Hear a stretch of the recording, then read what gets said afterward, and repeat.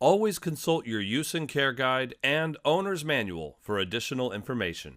Another feature on this refrigerator, when you go to the home screen, you'll see a spot for special occasion.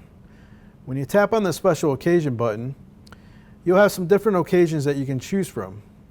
If you pick loading a big grocery trip, you press the button, it's going to tell you that it's going to temporarily turn on fast cool to lower your refrigerator's temperature and quickly chill new food. If you hit activate, it'll activate fast cool.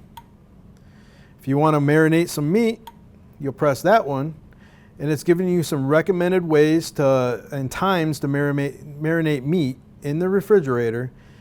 So basically this will set a timer. So seafood, poultry, beef, it's just a recommendation, and you can set a timer from this screen. If you go into having a party, this will turn on fast freeze to increase ice production and fast cool to help if the doors are opening frequently in the refrigerator. So you'll just hit activate to turn those both on. Chilling a beverage in a freezer. This is similar to marinating meat. It's going to set a timer for 25 minutes.